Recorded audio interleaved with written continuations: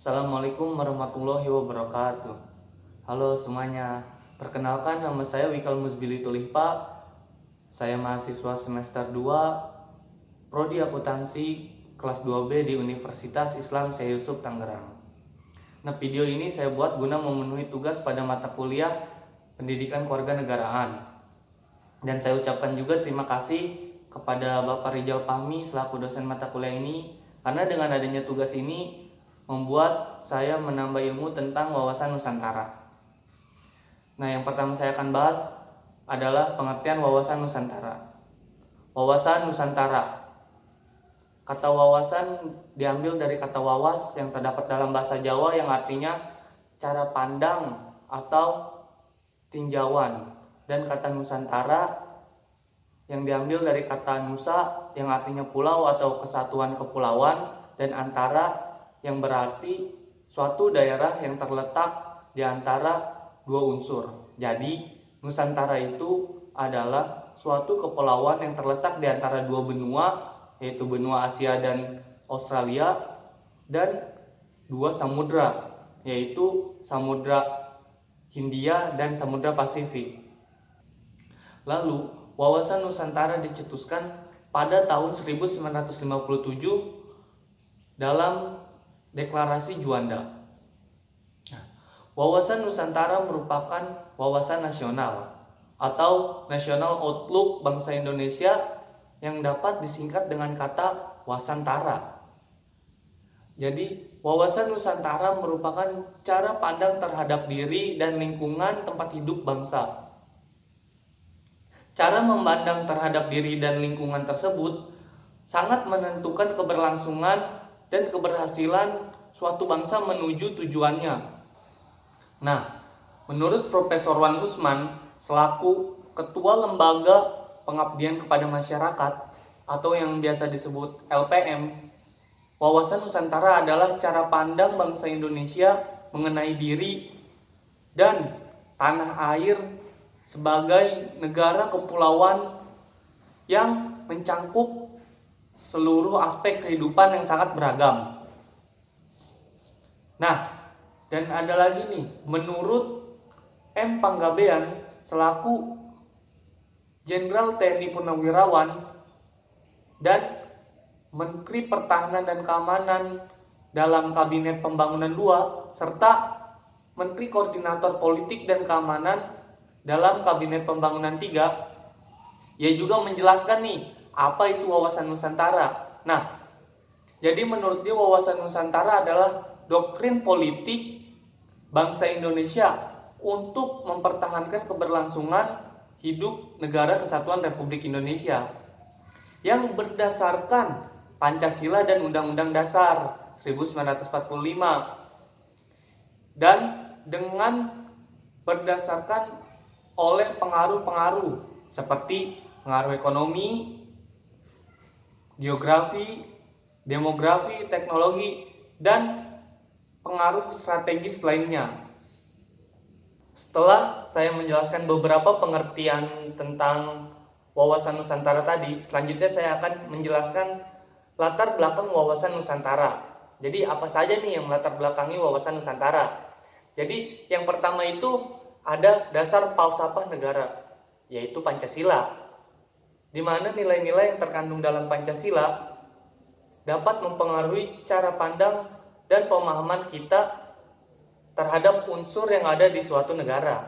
Nah, yang kedua ada aspek kewilayahan.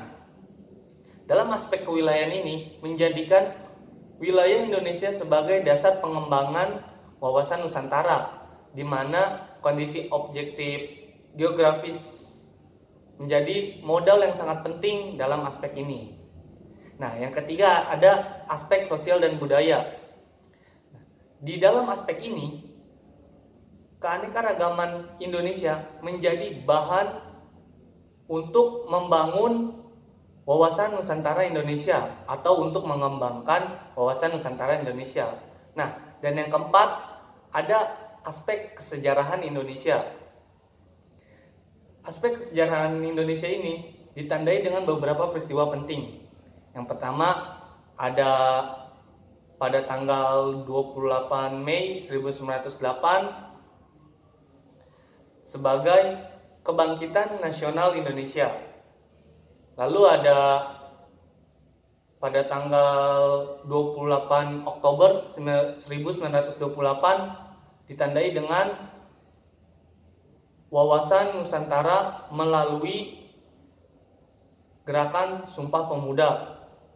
Dan yang terakhir pada tanggal 17 Agustus 1945 ditandai dengan Hari Kemerdekaan Republik Indonesia. Nah, keempat aspek ini adalah yang menjadi dasar adanya wawasan Nusantara. Saya juga akan menjelaskan tentang asas wawasan Nusantara. Di sini asas wawasan Nusantara adalah suatu ketentuan atau kaidah yang harus dipatuhi, ditaati, dipelihara, dan diciptakan demi taat dan setianya komponen pembentukan bangsa Indonesia terhadap kepentingan bersama. Lalu muncul nih pertanyaan, apa saja asasnya? Jadi yang pertama itu ada asas kepentingan yang sama, lalu ada asas keadilan, asas kejujuran, asas solidaritas, asas kesetiaan, dan asas kerjasama. Nah, wawasan Nusantara juga sangat berperan penting bagi kehidupan masyarakat Indonesia. Contohnya nih yang pertama, wawasan Nusantara dapat mewujudkan dan memelihara persatuan dan kesatuan yang ada di masyarakat Indonesia dengan serasi dan selaras dengan segenap aspek kehidupan nasional. Lalu yang kedua, wawasan Nusantara juga dapat menumbuhkan rasa tanggung jawab terhadap masyarakat Indonesia dan menegakkan kekuasaan dan kepentingan bersama. Wawasan Nusantara juga berfungsi sebagai pedoman atau rambu-rambu dalam menentukan kebijakan ataupun keputusan bagi para penyelenggara negara, baik di tingkat pusat, daerah, maupun bagi seluruh rakyat Indonesia dalam kehidupan berbangsa dan bernegara. Nah, dari beberapa pemaparan yang tadi yang saya sampaikan, dapat disimpulkan bahwa wawasan Nusantara ini bertujuan untuk membuat kita masyarakat Indonesia mempunyai rasa nasionalisme yang tinggi di segala aspek kehidupan. Dan wawasan Nusantara ini juga mempunyai tujuan agar kita masyarakat Indonesia ini mengedepankan kepentingan nasional atau kepentingan bersama dibanding kepentingan kelompok atau individu. Namun, semua kepentingan itu seperti kelompok dan individu harus tetap dihormati, diakui, dan dipenuhi selagi tidak bertentangan dengan kepentingan nasional. Nah, mungkin segitu saja yang bisa saya sampaikan. Kurang lebihnya mohon maaf. Wabillahi taufiq wal hidayah. Wassalamualaikum warahmatullahi wabarakatuh. Terima kasih semuanya yang telah menonton.